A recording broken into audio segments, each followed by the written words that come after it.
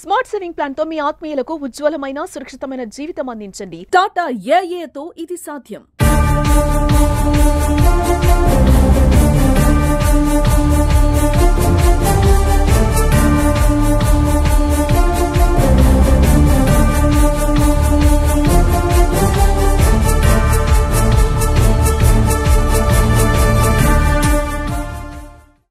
ఎక్కడ కూడా అమ్మొద్దు, ఇది వ్యాపారం చేయొద్దు అని చెప్పి గవర్నమెంట్ చాలా క్లియర్ గా చెప్పినా గానీ ఈ శ్రీ చైతన్య విద్యా సంస్థలకు సంబంధించినటువంటి యాజమాన్యాలు మాత్రం ఇవాళ ప్రభుత్వ నిబంధనలు తుంగలో దొక్కి ఇవాళ అమ్ముతున్న పరిస్థితి ఉంది. ఒక సెకండ్ క్లాస్ థర్డ్ క్లాసు చదవాలంటే ఇవాళ పుస్తకాలకే 7,000, 8,000, 9,000 రూపాయలు కట్టిన తర్వాత వాళ్ళ ఫీజులు ఏం కట్టుకోవాలి, తల్లిదండ్రులు ఎట్లా చదివించాలని చెప్పేసి కూడా మనం ఇవాళ ఆలోచన చేయాల్సిన అవసరం ఉంది.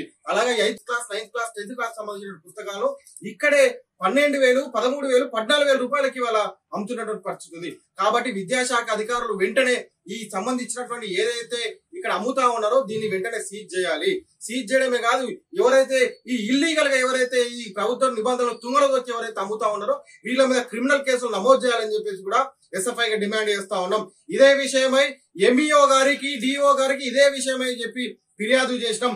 ఇక్కడ మేము సార్ ఇక్కడికి వచ్చినాం, వీళ్ళు రెడ్ హ్యాండ్ గా ఇక్కడ దొరికిరు, కేవలం శ్రీ చైతన్య విద్యా సంస్థ పుస్తకాలు అమ్ముతున్నారని చెప్పేసి మేము వాళ్ళకు సమాచారం తెలియజేసినా కూడా ఇక్కడికి విద్యాశాఖ అధికారులు రాకపోవడం అనేది, వాళ్ళు వచ్చి కనీసం ఇక్కడ పుస్తకాలు అమ్ముతున్నా కూడా పట్టించుకోవటం లేదంటే వీళ్ళుగా శ్రీ చైతన్య విద్యా సంస్థలు ఇస్తున్నటువంటి మామూళ్లకు తలొగ్గిరని చెప్పేసి చాలా క్లియర్ గా అర్థమవుతా ఉంది.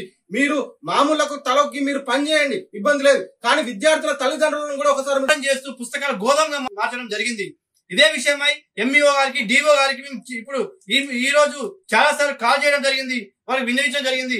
మీరు వస్తారా, సీజ్ చేస్తారా అంటే కూడా వాళ్ళు ఇప్పుడు రెస్పాన్స్ కాకపోవడం సిగ్గుచేటు. ఎందుకంటే ఈ శ్రీ చైతన్య పూర్తిగా విద్యా సంస్థలకు డిఓ గాని, ఎంఈఓ గాని కొమ్ము కాస్తున్నారు అనేది మాకు అర్థమవుతుంది. ఇకైనా మీరు ఈ విద్యా సంస్థలు పూర్తిగా అవినీతిని, పూర్తిగా ఈ వ్యాపారాన్ని అడ్డుకోకపోతే ఈ భవిష్యత్తులో కూడా ఈ పూర్తిగా విద్యా సంఘాల ఆధ్వర్యం పెద్ద ఎత్తున ఆందోళన చేస్తాం. ఎందుకోసం అంటే ఈ విద్యా సంస్థలలో పూర్తిగా ఈ రాష్ట్ర వ్యాప్తంగా కూడా అనేక ఆరోపణలు, అలాగే అనేక అవినీతులు కూడా బయటపడుతున్నాయి. కానీ కామారెడ్డిలో మాత్రం అదే జరుగుతా ఉంది. వెంటనే విద్యాశాఖ అధికారులు స్పందించాలా. డిఓ గాని, ఎంఈఓ గాని రాకపోతే, అలాగే దీని మీద సీజ్ చేయకపోతే ఈ మళ్ళొక్కసారి ఎంఈఓ ఆఫీస్ ముట్టడి చేస్తాం, అలాగే డిఓ ఆఫీస్ ముట్టడి చేస్తాం, అవసరం వస్తే కలెక్టర్ ఆఫీస్ కూడా ముట్టడి చేస్తామని. ఎందుకంటే ఎంఈఓ పైన, డిఓ పైన కూడా ఎంక్వైరీ చేయాలా. ఈ వాళ్ళు నోటీస్ ఇవ్వడం వాళ్ళే, అలాగే యాక్షన్ తీసుకుంటామని చెప్పడం వాళ్ళే, కానీ మేము పుస్తకాలు రెడ్ హ్యాండ్ గా పట్టి దొరకబడితే కూడా ఇప్పటి వరకు వాళ్ళు స్పందించకపోవడం అనేది మాకు అర్థమవుతుంది. వాళ్ళు ఇచ్చే మామూలుకు వీళ్ళు వత్తాసు పలుకుతున్నారా, లేకపోతే వీళ్ళు వాళ్ళకు వత్తాసు పలుకుతున్నారా అర్థమవుతుంది.